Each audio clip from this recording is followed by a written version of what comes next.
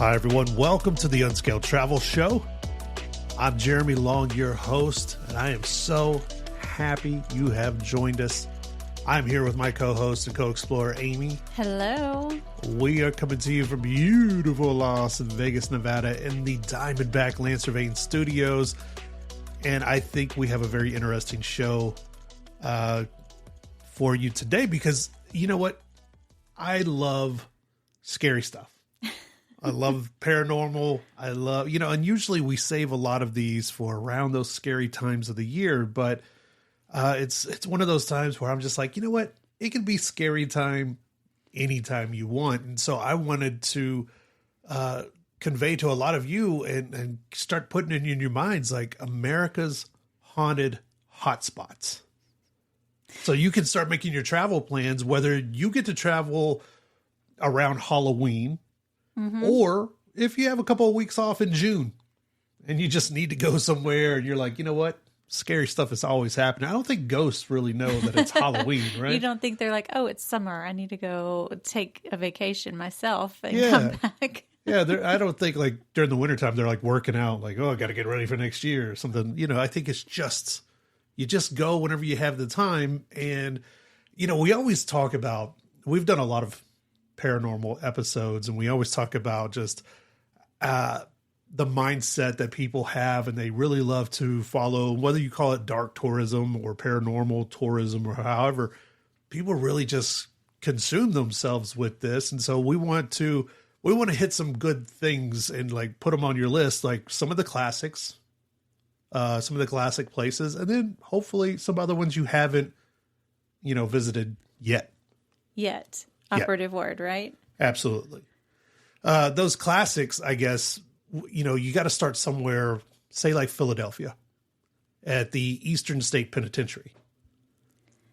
We have not been to this one, but we've seen a lot about this one, and it is on our list of places to visit. And what I find the most interesting about Eastern State Penitentiary is the homepage of their website. And I don't know if you looked at it, but if you scroll down just a little bit, it talks about tours and it's pictures of children. It looks like it's a school field trip to this penitentiary, and it just cracks me up that it's this awful, scary place, and they're like, bring your children.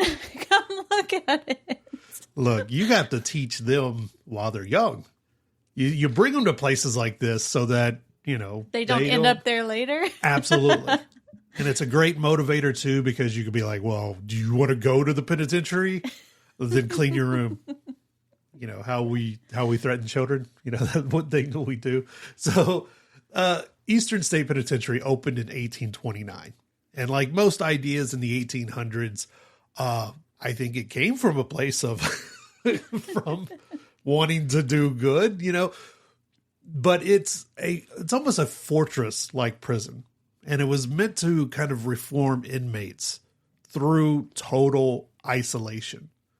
You get to be alone with your thoughts, and hopefully you'll, I don't know, get closer to God or the universe. I don't know exactly what they were thinking, but it was almost designed so prisoners couldn't see, hear, or talk to anyone, not even guards. This is confusing to me because I think I'm one of those people like, I would be totally fine being isolated. I've never, however, been 100% isolated, but you hear that people go crazy from this kind of thing. So did it have the adverse effect? Well, I mean, we hear that now because I think we care now. I think in the 1820s when this opened, I don't think people really cared that much to a point with prisoners. If you're talking murderers and that kind of ilk of society, I think your empathy went only so far. And it really was like all these other horrible things, probably tied to religion and somehow, where like, if you're quiet and you're alone, you can get closer to the being, the almighty, and all of that. But I mean, the cells were basically solitary, all the cells. It's even rumored and alleged, I think, that some inmates had hoods placed on them like during movements, like if they had to move them to different parts of the penitentiary to prevent eye contact. Oh. So now a place like Eastern State has all of this reported activity. Shadow figures, cell block 12 apparently is crazy haunted. Phantom footsteps, voices, all of that good stuff. But yeah, it kind of throws you off if you go to their main homepage and you just see children lurking about and look like they're having fun. Like all the pictures are very happy. They are. And it's funny because one of the first things the webpage says is this was a bold experiment in justice reform. Yep. That's a nice spin on it, right? There's nothing bolder than driving people insane. It's crazy though. You can go do tours of this place. And even they say during Halloween time, it's like a really big attraction for people to go there and do tours in the evenings. Absolutely. Sounds terrifying. And all of these places you can go on tours and go check out. And I encourage you to. They're all across the United States. And speaking of going crazy, probably the hotel tied to one of the biggest, most celebrated crazy turns in movie history is the Stanley Hotel in Colorado. Oh, right. In Estes Park, The Shining, and that whole turn. I don't want to ruin the 50-year-old movie for you, but some things happen. And, Stephen King wrote a book and there was a whole thing going on, but people still flock to this hotel. And like there's rooms like 217 where Stephen King stayed himself, and they say the lights flicker. Bags seem to unpack themselves. Now that, I don't know if that's scary. That's more of like a helpful. Yeah, like, thank you, ghost. Helpful ghost. Like, thank you so much. Did he iron as well? Pay my taxes. But yeah, people still flock to the Stanley because of all of this reported, haunting activity and paranormal activity.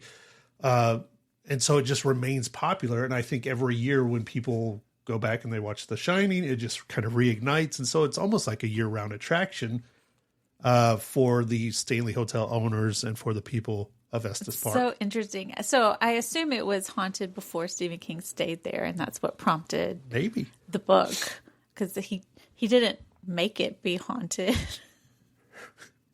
I think he had a dream there. Stephen King, celebrated author, probably one of our greatest ones of this generation. Anyway, weird guy. Just putting that out there. But yeah, so, but the Stanley Hotel is now a classic, just like with the penitentiary. Another one is, we've talked about this one before in detail, but in San Jose, California, the Winchester Mystery House, which it might be a little scary, but I think it's more just kind of weird and maze-filled. The backstory is more kind of wacky than anything. Sarah Winchester, her husband and infant daughter died. She consulted a medium. The medium told her that these haunted spirits that had been killed by Winchester rifles, Winchester, air, they're like haunting her. And if she ever finished the house, then she would, be killed too. And all of this bad stuff would happen. So people flock to the Winchester house, which I don't think you've ever gone in. I think you've driven by. Yeah, I've driven by. I've never been able to go in, but it is supposed to be very creepy. There is even a seance room where I guess she conducted her seances to try to commune with her deceased husband. But I have been told that it is a very creepy place to be in. Yeah. It's on my list of places to go, outside. But I want to go during the day. And then, there's the Winchester, and there's other classic places like the Myrtles Plantation. Yes. In Louisiana, the St. Augustine Lighthouse, which I hear they do a wonderful ghost tour on the grounds of the lighthouse where all of this stuff happens, and they do it, I think, their tours actually start in July and go through the end of the year for the ghost, nightly ghost tours. So a lot of classic places that should be on your list. We're going to get to some more, right? We're going to have fun, spooky time. Unscaled Travel Show. We'll be right back.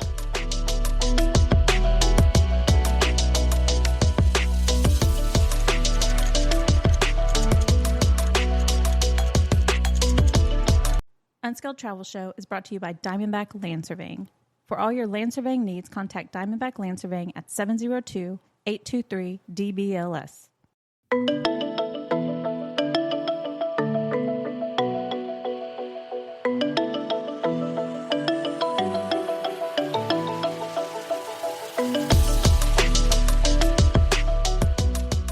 Hi, everyone. Welcome back to the Unscaled Travel Show. Jeremy Long here with my co-host and co-spook. If fire? That's not a word. Amy? Okay, hello. We're talking about some of America's greatest haunted locations. Put them on your list if you've been to a lot of them, most of them, or if you've been to none of them. They all are deserving, at least for consideration, for you to get out throughout the year and celebrate the best time of the year, which is everything that goes bump in the night, right? Have you ever been to the Bell Witch Cave? No, I haven't. In Tennessee? No, I haven't even heard of this.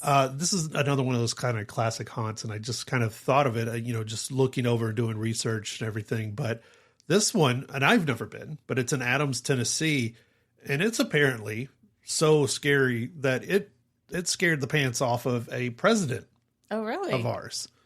Back in the day, which was a Wednesday, by the way, President Andrew Jackson supposedly encountered an entity there, and he left. He left so quickly that he went and became a really bad president. So, like, it was really startling to him. So, I'm glad we're taking the time. But you and I, we've stayed at some haunted hotels.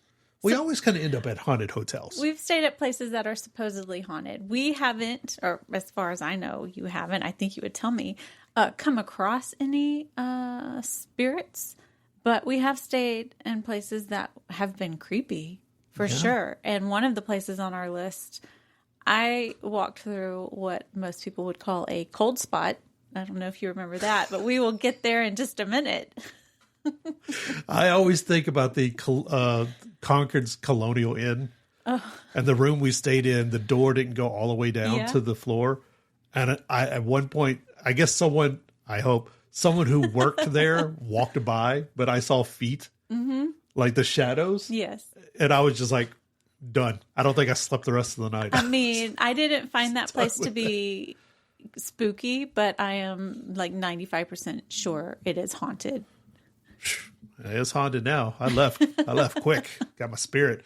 But I also think about in Long Beach, the Queen Mary, which is a ship, which I don't know why. Ships automatically kind of freak me out anyway, especially like those old ocean liners, the Titanic, that kind of thing. And that's what the RMS Queen Mary it wasn't a Titanic, but it was like that. It was a luxury ocean liner that was repurposed as a troop ship, but it has a long history of real live death accounts. Yeah, and you and I went and did a ghost tour on this ship. And I will say, I thought it was going to be more like we were going to be hunting for ghosts, but there was like 30 people in our group.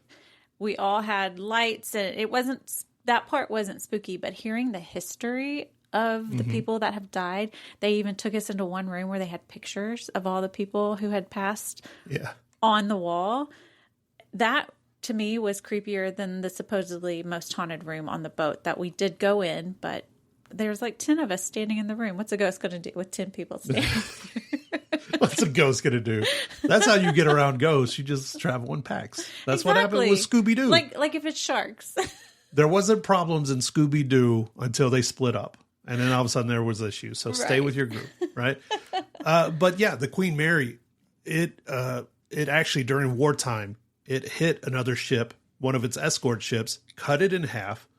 Over 300 lives were lost in that incident alone, and that's while it was still in service. And then since then, there was something in the neighborhood of 49 other deaths on that ship throughout its history until it docked at Long Beach. And some of those, like 67. Yeah, some of those, from what I remember, were people who just became ill and passed, and then some of them were very tragic. Wasn't there a guy who was like shut in a door? Yeah, or something. John Petter was shut in a door, like one of the watertight doors, and died. I think he was like 18 years old. Very tragic. Another guy, like one of the like not the captain, but one of his like lieutenants or something like that, accidentally drank poison. Oh gosh. He thought it was gin. Oh my goodness. And he drank poison and ended up like suffering for days and then finally died. How awful. Wonderful place. Go check it out. You can have your wedding there. They were actually having having a event wedding when we were there, and that was part of why it was not creepy. Was there was this big ball happening, and we're walking around looking for ghosts. It was a very odd experience. I mean, Beyonce was playing, but we were trying to have a spooky time. We also stayed at the Westin St. Francis in San Francisco. Yes, we did. Which is known for, I mean, there have been some eerie footnotes. People have died there. But it was, at one time, like the Westin St. Francis was the hotel on the West Coast of the United States. Like presidents and maybe Churchill, maybe the Queen. I think maybe the Queen. Somebody stayed there. I mean, it was the place to go. And then it was tied to all of this other history too. I'll let you guys Google that and check out the Westin St. Francis. But I think this is when you actually had your encounter with the cold Casper? spot. Yes. So the first time I went, you didn't go with me. And I just remember as soon as I got to my room, I called you and I was like, this hotel is for sure haunted. And then you and I just stayed there again recently, and we took it upon ourselves to kind of explore a little bit. And we saw down one of the hallways was this kind of very old looking staircase that isn't really utilized anymore. And we started walking towards it, and you didn't feel it, but immediately I had chills all over my entire body. And I asked you, like, did we just walk under an AC unit? What happened? And you're like, what are you talking about? And you looked at me and I had goosebumps all over my arms. Mm-hmm. So take that with how you want to, but I'm thinking maybe I did encounter something. I don't know. You don't spook easy. I don't. Which spooked me, because if you were spooked, and I'm a scaredy cat. You're the skeptic and the brave one. You're the one that just walks down alleyways and into caves and stuff. It. I'm like, no, I've seen this movie. You were walking ahead of me and you didn't feel anything though. So it was a little bit odd to be fair. It was odd. Well, one of the places I stayed at and visited, two of them actually are both in San Antonio. San Antonio is probably one of the most paranormal cities out there. And we'll get to paranormal cities in a little bit, but I've stayed at the Minger Hotel, and I've visited the Emily Morgan Hotel. Both of them are like lightning rods for people who search out paranormal and go ghost hunting and do things like that. The Minger and the Emily Morgan are pretty close to each other. They're actually pretty close to the Alamo. Always remember the Alamo, which a lot of battles, a lot of death, they say equals a lot of paranormal energy. And you walk in the Minger. The first time I visited was years ago when I was young and brave and fit. And I was like, I don't want to be here. Like I told the guy I was with, I was like, I don't want to be here. I don't want to be here at all. Dude. Just it didn't feel right? Yeah. Oh, okay. Yeah. I did not sleep well. I don't want to say and admit that I cried, but I cried a little bit. It was kind of nuts, man. But so we're giving you those classic haunted places that should be on your list. So hopefully, if you haven't been to any of these places, go check it out, right? They're always fun. You'll definitely come back with a story, or you'll just walk through a cold spot and wonder who that used to be. It's the Unskilled Travel Show. We'll be right back. Unskilled Travel Show is brought to you by Diamondback Land Surveying. For all your land surveying needs, contact Diamondback Land Surveying at 702-823-DBLS.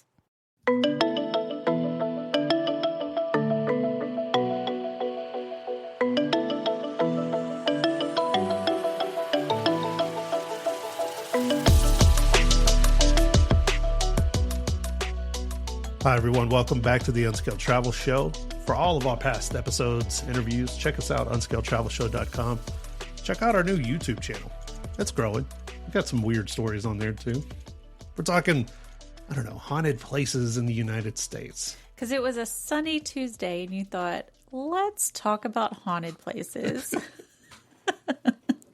Actually, it was a bright, sunny Wednesday morning a couple weeks ago when I was getting the idea together for this, and I was like, yeah, I need some death and haunting, and I want to share that with people. That's what I'm thinking about right now. So we're talking, about these haunted places and a lot of ones that you can and should go visit, depending, I guess, on your level of courage. And I'm one of these people, like I just said, I'm kind of a wuss, but I do love this stuff. Mm-hmm. But sometimes I need a Scooby snack. I need a Scooby snack to go. I mean, because we'll talk about it, but we've been to and stayed near the Lizzie Borden house and different places like this where, I think those places are a little bit creepier because like real stuff happened. Right. It's not like, a friend of a guy that used to work here says that something weird happened to him one time. Right. It's like there's documented cases, which is kind of what we're going to talk about now. Some of these hospitals and asylums that have been converted. And yes, that a lot of these places are now very touristy, but they did have things happen. Mm-hmm. Real people were involved. And so this is actually kind of a little warning, a little trigger warning for people too. Real things happen in a lot of these places that, you can't erase the history on, even though we tried. People tried for years. But, now they've turned it into this experience, for better or worse. It's a tourist attraction. It really is. Which is, as you said earlier, fascinating and a little bit sad. And just this whole curiosity we have with morbid tourism, going places where awful things have happened. And this whole next section fits that category. I will say a lot of people don't like to go to currently working hospitals. There is kind of a unhappy vibe there most of the time. So then to go to a hospital that did not do things, we'll say ethically, and people did pass there and now it's been shut down and abandoned.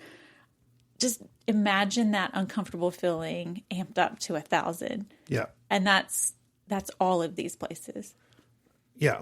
And that kind of goes double for these first two. The first one is in Louisville, Kentucky, the Waverly Hills Sanatorium. A tuberculosis hospital back in its day where I think the number is somewhere over 6,000 people passed away at the height of the tuberculosis, pandemic, I guess. But it's a lot different than the other website we looked at. This one's dark and foreboding. There's no children on the front of it, at least not. But there are all kinds of tours, historical tours, if you want to go and see the real history of this place, the paranormal, the just public investigation. You can kind of rent out a section of it and do your own little ghost things at Waverly Hills, which... You mean you can hold events here? Is that what you're saying? No, ghost things. That is the technical term. No, they have it. It's a public investigation. So it lasts approximately 6 hours. I thought you were saying people could have their wedding here too if they wanted. Well, you probably could. Most of these places are set up to make money, so I'm sure. True. Look, when we went to the Lizzie Borden house, they told us that a guy rented her stepmom's room and laid on the ground, didn't sleep in the bed. He laid on the ground where the lady died. Yeah. That's what people do. Like, I don't do that, but some people do. And I'm not judging, but I'm secretly judging. I'm absolutely judging. Don't do that. And if you do that, don't touch me. Okay. We can't be friends. But anyway, Waverly Hills Sanatorium is the first one. And then there's the lunatic asylum in West Virginia that they're very proud of. This place you can, because they have a dance or like a formal affair that happens in October every year. Really? Oh, yeah. I didn't see the Asylum Ball. Oh, goodness. Okay. It's the Asylum after dark. Mm. So you buy tickets and you get dressed up. Well, for a ball, I would assume so. For a ghostly ball. Or is it like a costume contest? I don't know. I'm very intrigued by this now. I mean, so people say that they've gone to these places and they've seen things, but I wonder how common it actually is, or if it's one person saw something and everyone else has kind of hyped it up in their head that it's creepy. But I guess if people are still going, it's creepy enough. I'm just trying to think. I don't know. How many ghosts can be in one place? Well, I guess a lot, because this space originally, the asylum in West Virginia, was meant for 250 people. And at its height, I think it held 2,400 people. Oh, wow. And they were not treated in the best way. The patients there, lobotomies, dark isolation, worse, all kinds of stuff. So when people say that they've seen apparitions of patients, soldiers, they've heard slamming doors, felt cold spots, much like you, it just kind of, I think it works a little bit more on people like me because real people were here and real bad things happened to those people. Yeah. No, I could see that. I mean, even when you and I went to Alcatraz and we went to the hospital part, Yeah. it's creepy because some bad things went down there. And we went and there was other people walking around with us, but it still did just have this eerie feeling to it. Yeah. And then like the classic one is Pennhurst Asylum in Pennsylvania. Geraldo Rivera once showed up there to do some stuff. You remember Geraldo? I just dated myself. I was about to say. Oh my God. I know. So, I mean, Pennhurst is kind of one of those classic places. Same with Rolling Hills Asylum in East Bethany, New York. And if you're a fan of ghost hunting shows, you know that they always go to these types of places. Yeah. I don't know if they actually get good evidence, but they claim they do. Yeah, like I watch Ghost Adventures. I didn't know I needed to admit that out loud. Let's go travel.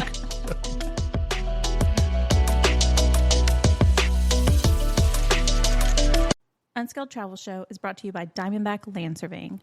For all your land surveying needs, contact Diamondback Land Surveying at 702-823-DBLS.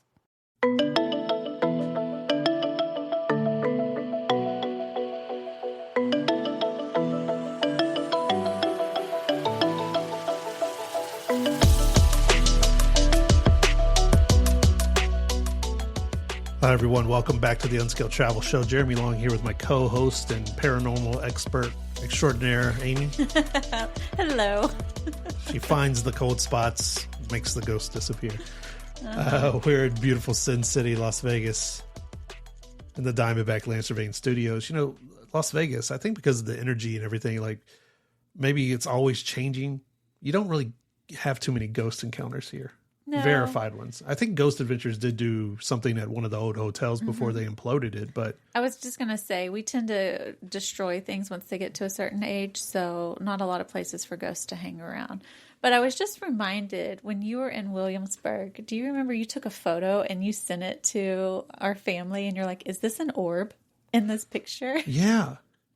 And we still don't know what it was in the picture, but you potentially captured an apparition. And that's a good point. I mean, Williamsburg, and I think I was inside Colonial Williamsburg when I did a haunted tour. Obviously it's a really old place where it has some history and not all of it good, but I don't know. It was kind of, that tour was a little different. We stayed outside. We didn't really go into anywhere. It was more like a ghost tour that they just kind of told you about, like, oh, this building's haunted. This building's haunted. I'd like to go back and go to like the Peyton Randolph house and different homes like that they have around that apparently do have this haunted history. I'm reminded, like Colonial Williamsburg and those kind of places kind of always remind me of towns like Bodie, like ghost towns that are starting to slowly kind of be, I think, reclaimed. And even though Bodie doesn't have any residents in California, it's still popular enough that, a lot of people know about it and they go out and they venture out to it. And it's been put on the map a little bit more in the last couple of decades. Yeah, we've talked about going out there frequently. We just haven't made it there. But you were telling me a story that people will take items from Bodie that are supposedly cursed and like bad things happen to them or something, and they end up like sending the things back to Bodie. Absolutely. How they send them back, I don't know. Like, do they just put it in a mail chute and be like, send it back to California? I don't know. I don't know why you would send it back to Bodie. I would just go chunk it. Chunk it in my neighbor's yard. It from whence it came. From whence it came, yeah. Yeah, I mean, and there's like Fort Fremont in South Carolina. that people go to and have slowly over time. And you even, we were talking about the hospitals and asylums. People have kind of taken them back and made them a little bit more touristy and tourist friendly. But at the same time, places like that kind of separate themselves apart because of their isolation, their real history, their past and kind of reclamation, but also like the downfall, and like real people have done things there. Well, I would even put in that same vein Tombstone. We went to Tombstone which is a tourist attraction now, but we did do a ghost tour one evening, and they gave us all those devices, and the lady walked us around and was like, this was the home of this certain person who was hung, or this was the home of somebody who was shot, and then like encouraged us to walk around with these devices to see if they spiked with energy. Yeah. It was fun. I don't know that we came across any ghost, but we had fun looking for them. Yeah. And I think that's at the heart of it. It's more fun than anything else. There are some people that get really into it. Like I said, they'll sleep on the floor, or they want to crawl into the coffin or something. Like, I don't know, these people, they just whatever, but I'm more there for the vibe of it. The vibe. Yeah, I think a lot of people You want to are be like freaked out a little bit? Yeah, it's like a little scary. But I don't like haunted houses. You know why? Because those are real people that are like paid. They touch you. Those are teenagers trying to touch me. I don't want that. Now, some people pay. No, anyway, there's places like Terlingua, Texas, that's outside of Big Bend National Park. Terlingua is one of those places that is a desert ghost town, but now it became so popular. Like, now there's a bar and there's like other things. And then there's the Terlingua Chili Cook-Off Championships that happen every single year, that like, I think 100,000 people go and visit this area every single year. And I've been saying it for years that I want to get down there and check it out. And I haven't made it yet. It's like it took on a life of its own. Yeah.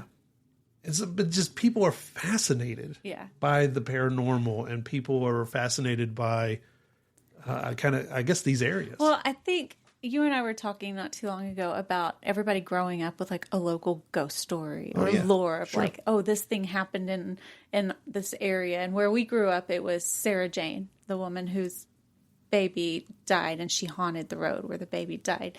What? But we don't know that there's actually a real Sarah Jane person associated with this. And I think why people are fascinated with these places is because there is documented history that something did for sure happen there. It's not just a story that was passed down. So I think people are going like to connect to the history, but also like find out if ghosts are real. I think people really want to know. Are spirits out there? Are we alone? Is that a different conversation? Is that aliens? That's, yeah. I don't know. I ask that every time we do have a paranormal episode. I'm always of the mindset of like, why is it always Victorian era ghosts? Why? I don't understand why it's always Victorian era ghosts. Like, what was happening? Was it the like religious like pressure and like persecution almost, and it bled over into everyone's, I think it's Victorian life in other countries. I think in the U.S., especially where we are, it's a lot of 1900s, like Western type ghost. Yeah, there's a lot of mining towns that had a lot of tragedy, and we've been to a few of those too. But it's never like Chad. Like, I definitely saw Chad. He had a Billabong shirt on. He was wearing some Vans. He had a skateboard. And he was carrying a PlayStation 2 for some reason. I don't understand. Well, it's always Victorian children. Oh, that haunt my nightmares. Those are your favorite. No, absolutely not. I do not like that at all. But when we come back, we're going to talk about ghostly towns. Entire towns that are known to be haunted and are at the epicenter. And then a little bit later, just a warning, just a heads up. Some of those places where unalivings happened at an alarming rate. Unscaled Travel Show. We'll be right back.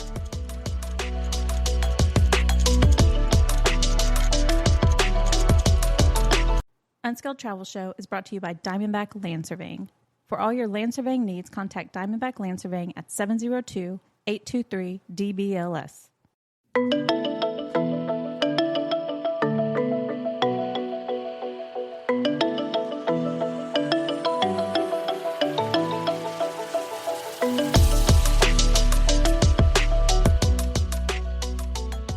Hi, everyone. Welcome back to the Unscaled Travel Show. Jeremy Long here with my paranormal expert, Amy. Hello. She finds the code spots. She ain't got time for no ghosts, though, so you ghost done, get out of here. We're talking about some of America's favorite haunted hotspots. A lot of people vacation here to the States, and so they want to be told, like, where do we go? Right. What do we do? There's only so many times you can go visit the Grand Canyon. I mean, it's a big hole in the ground. A lady I work with, I don't know for everyone else, but I work at one of those places where they want people to share a personal note about yourself on all these team calls. And what did you share? I didn't share this. Another lady shared that on every vacation her and her family goes on, they always sign up for a ghost tour. And she said, you can find a ghost tour in any town in the U.S. and even in other countries they do this. So this is what her and her family does on their vacations is they take ghost tours places. And she is not somebody I ever would have thought would have been into this, but it just kind of opened my eyes. Like so many people are interested in paranormal tourism, I guess. You know, I think with ghost tours, now I've done a lot of ghost tours. As a travel journalist, one of the things that they'll often, suggest is ghost tours. And if they're done right, you learn a little bit about the city or place that you're visiting. You learn some of the history, some fascinating facts, and then you get like a little spooky thing at the end if they're done right. Now, I've been on some bad ones too, that it's just, obviously when every story is like, hey, trust me, wink, wink, this happened.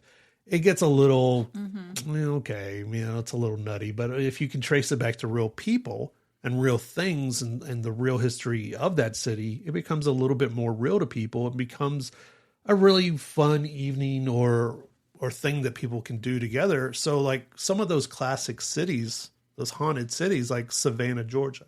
Right, yeah. Savannah has a huge reputation for being one of the most paranormally, I guess, activated cities in the United States because, it's for the United States, it's old. It was founded in like 1733 and has all of this history and natives and all this other stuff kind of tied to it. Like and a lot of grounds burial grounds and a lot of suffering. And I'm not saying, it's all good, all the history. Right. But it does have this energy that people it makes people flock to it. And it's weird because Savannah is a beautiful city that does have this kind of dark, sad history. Yeah. And people go there for that aspect. And I kind of wonder, like, does the city encourage that? Oh, yeah. Yeah. Places like Savannah, absolutely. They have ghost tours there that sell out. Oh, really? Way in advance. And some of their more popular places, like the Marshall House, which was a hospital during 2 wars. So, and then when you have reviews, like guest people, saying we heard children crying and faucets started running on their own. And the Bonaventure Cemetery, which is one of the most photographed cemeteries in the United States. It just, features all these eerie angel statues. And there's supposedly, ghostly little children that run around the cemetery. Your favorite. You would rather take an old man ghost with a gun than a child ghost. I don't know why children freak you out so badly. You don't even like to watch scary movies that have children in them. Living children freak me out. Ones that are here currently, kind of, I'm unsettled around. But ghostly children, yeah, you know why? Because I think old men ghosts would be like tired. They're kind of like me. I think they would prop up in the Barca Lounger and just like put their feet up. Because I mean, dang, if you're tired now in the living, you got to be exhausted when you're dead, right? You think? But the children, they're like playing games with you and stuff. Yeah, they're forever 8 years old and running around like, play with me, Jeremy. Like, no, I don't know what accent that was. I don't know what that. Oh yeah, don't do that again. What accent was that? So Savannah, Georgia, and then like New Orleans. I mean, New Orleans has a rich history. We don't have to get into all of it, but and I think it's the aesthetics too. They have, it's at sea level, or most of the city is below sea level, so their graves have to be built higher, and mausoleums and stuff like that have to be built higher, above ground. And that's a lot of kind of history with that city and voodoo and all this other kind of stuff. Yeah. And it gives it a good eerie kind of angle. Yeah. To it. And just speaking of that, we talked a couple of weeks ago about San Francisco wanting to get rid of their cemeteries. And I feel like New Orleans celebrates their cemeteries. Like, look at all this history here. Look at all the people that have called this place their home. And you can just go walk through the cemeteries respectfully. It's part of being in the city. So they do embrace it very much. They want you to go take a little stroll, a midnight stroll through the cemetery in New Orleans. Yeah. I mean, like you said, they want you to be, in this place. And like, I think whenever you're looking at tourism dollars, it's just kind of like whatever. Another place where one of our affiliates is in Bisbee, Arizona. Now, Bisbee is not too far away from Tucson. I mean, from Tombstone, excuse me. Yeah. But Bisbee was once like one of the larger cities between St. Louis and San Francisco because they had a big copper boom back in the day, right? Now it's a little desert artsy town. It's actually really, really nice, but they do have some really haunted places like the Copper Queen Hotel. The Copper Queen Hotel is famous. It's haunted by 3 spirits, right? A lady named Julia, a young boy named Billy, and another ghost. I don't know. That one doesn't get a name. But the Copper Hotel, they lean into it. If you go to the Copper Queen Hotel website, when it's transitioning pages, go into a different page, the little thing that pops up, sometimes it's like a circle or something. Yeah, it's a little ghost. Is it? It floats across the screen. That's cute. But it's one of these places that they're like, we know some things are happening here. We know people want to come check this out. And, we lean into it. You should lean into it because I don't think it's the point of like trying to prove whether or not ghosts exist. I think it's more about like whether or not you can go and have a good time while leaning into the paranormal. Yeah, I guess I could see that. They're like, yeah, they're here. You just mingle nicely with them and they'll leave you alone. Well, Julia, the ghost, was apparently a, brothel type. So you might have a good time. Billy was a child. So, oh my God. Eureka Springs, Arkansas, and like Gettysburg, Pennsylvania. These are cities that Gettysburg, obviously, deadliest battle of the Civil War. Eureka Springs, it was a historic spa town with Victorian charms. And the Crescent Hotel is actually one of the most haunted hotels in the United States at the same time. So there's all kinds of places that you can, put up on your list, write down, and go out and explore. Yeah, I did not know that the Crescent Hotel was one of the most. Yeah, it was run in the 1930s by a fake doctor who had a fake cure for cancer. Spoiler, he did not. And bodies were hidden in places. Really? Yeah. Wow, I did not know this story. I've heard of the Crescent Hotel, but I didn't know the story behind it. So that is a little disturbing, creepy. right? Yeah. See, I assume they have checked all the walls for bodies, or are they still currently finding bodies? Because that's what would freak me out. I think that would. I think I would. I don't know.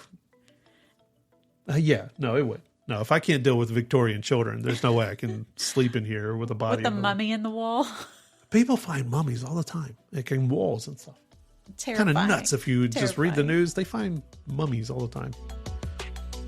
I don't know where that came from. Okay, Unskilled Travel Show, Haunted Places in America. We'll be right back.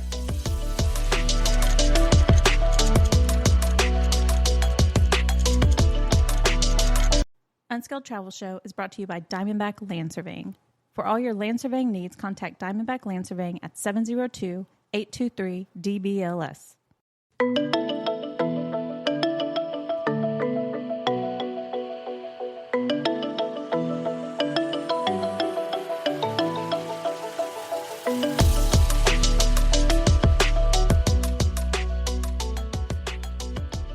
Hi, everyone. Welcome back to the Unskilled Travel Show. Jeremy Long here with my co-explorer, Amy. Hello. We're in the beautiful Diamondback Land Surveying Studios in Sin City, Las Vegas. I'm laughing because, we were talking about Victorian children, and there have been several times when I have tried to share some scary movies with our kids, like when they were growing up. And as an adult, I'm like, oh, this movie's really freaky. And I build it up so much, and then we end up watching these movies with our kids, and our kids were like, this is nothing. Right. And I'm like, are you that desensitized? I think they are. Or am I that big of a pansy? Because I'm gripping a pillow like, ooh, this is scary. And they're like, Dad. I know. You're we so just watched lame. something a couple of weeks ago with them, and they were like, I think y'all were more scared than we were. And I was like, well, yeah, this terrified me as a child. Yeah. Now show me a movie now that has spreadsheets and stuff like that in it, and that would terrify me. That would absolutely bring me out of my socks. Okay, so this is the one time where I'll be like, hey, here's a little bit of a warning. The next places we're talking about are real crime scenes, grave sites, final stops for a lot of people. Okay? So if you don't want to hear about real stuff, go ahead. Turn us off. Yeah. I think Logan Paul has a podcast. Like, turn him on. He's always talking about something stupid. But there are real murder houses. There are houses where real crimes happen that have now been, for whatever reason, turned into, one of them's like a bed and breakfast. The other ones are places that you can actually stay and get your kicks that way. The first one is the Basilica. And I think this is one that has, over the last few years, I think started gaining some real traction, especially on the West Coast here. Yeah. The Basilica Axe Murder House in Iowa. Basically, I won't go into details too much, but in 1912, someone entered this quiet home, and I will say unalived, 8 people, 2 adults, 6 children, while they were sleeping, the middle of the night. No one was ever caught. No one was ever convicted, tried, anything like that. But now it's a house where you can go and check out and stay. Is this the one where they think the person was living in the attic for a while before? No. No, different one? That was, I think that was Russia. Oh, I thought that was this one. No. Which is terrifying on its own, I will say. To think that somebody is in your attic for weeks and you have no idea. That's the one like where they saw the footprints in the snow. Mm-hmm. Yes. Yeah. Yes. That was I like thought in that Russia. was this house. Oh, okay. No, okay. But that was a real story too. Oh, that's frightening. And the only person who lived was the maid. She got so freaked out she left the day before. Like she quit the day before. Mm-hmm. And then whoever was living in their attic came down. Wow. I'm freaked out now. I forgot about that story, but when she brought it up, and wow, okay. That's why you won't even look in our attic. Lived in this house for almost a decade, and I don't know what our attic looks like because of that story right there. I'm like, just let him be. Like they can have the attic. He can't get down. It's a high jump. You can't do that easily. Anyway, back to Iowa. Anyway. At this murder house in Iowa. It actually, you know what got me thinking about this a few weeks ago? I started going back and watching old episodes of Unsolved Mysteries with Robert Stack. Yeah. And how freaky that show was. Yes, it was. Number one, perfect setup. They had a great show. Robert Stack and that natural baritone voice and just the way his delivery. Yeah. Like I was watching him. I had to go turn on a light. I was in the living room. I wouldn't turn on a light. As a middle-aged man, you had to turn on a light. Number one, you didn't have to go middle-aged man. You could just say man. But yes. Because that's better to say as a man, you had to turn on a light. You know what? I've admitted a lot of stuff. I was gripping pillows. I was turning on lights. Scared of Victorian children. Yes. Oh, I and love Robert you. Stack, too. I love you so much. And Robert Stack, he freaks me out.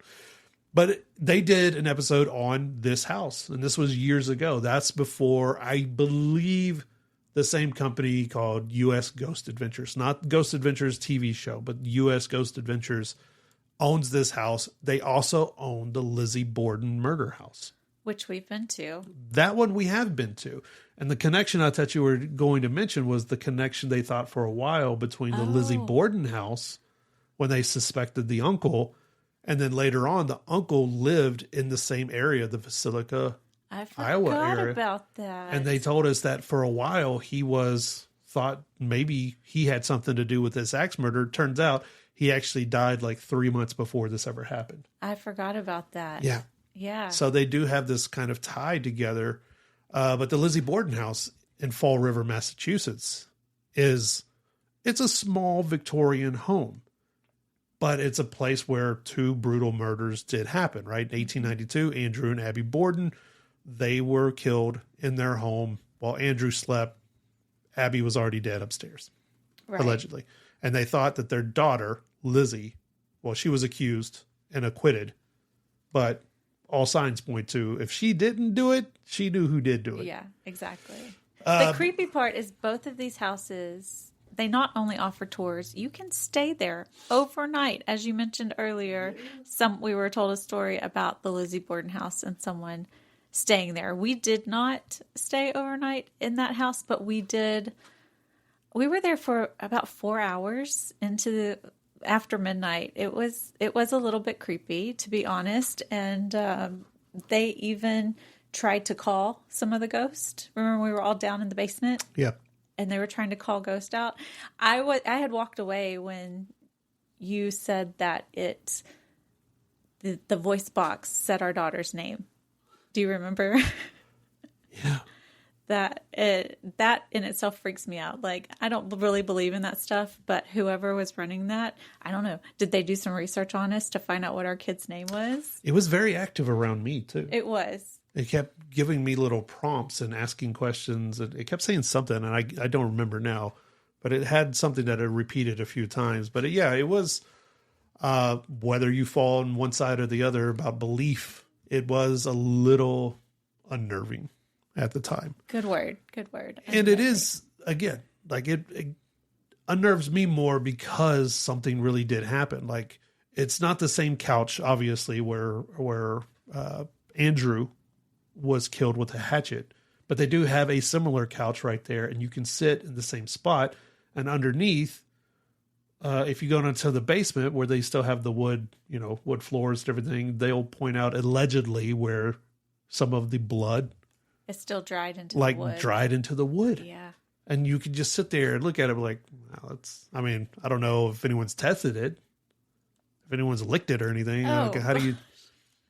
I think, too, just the house itself is a little bit creepy. I mean, Victorian houses were very compact and just from what we're used to now, the house itself just has a kind of dark and foreboding vibe. And then to know this actual crime happened there, and you did lay down on the couch right where he would have been when he was eliminated. And it's like, okay, you're in the same spot where somebody has lost their life. And then when you look at the facts of it too, I mean, because you stood behind me and they had a little, I don't know why, this is a little disturbing, but they have a little fake hatchet. It's foam. A fake hatchet, and didn't they have like her face on a... They had his face and her face on sticks, so you could like put a mask. You could pretend to be the murderer or the murderee. It's a little messed up. They lean so into it, though. They know why people are coming. They know. They're not like, oh, I'm here for the scones. No. Give me the murder and mayhem. That's what we're coming for, But it is, like the Basilica one, I think it's a 2-story house. And people always say, like, downstairs where nothing happened, they're like, oh, no one ever says like, "Ooh, there's activity down here," because I think it's like the kitchen and the pantry and stuff. But when they go upstairs, almost every single person, and maybe it's psychosomatic or what do they call it? They always talk about the cold spots, and they talk about the shadow figures, and they talk about the mirrors being covered and then uncovered, and different things, children's voices, objects moving. So there are all of these places. I mean, you can go. The great thing about the United States is that you can go as real or as unreal as you want. If you just want the family one, like your friend, go to Savannah. Go to Savannah, be spooky haunted. You want something real? Lizzie Borden, the Axe Murder House, into one of those. We'll see you guys next time. We hope we didn't get canceled.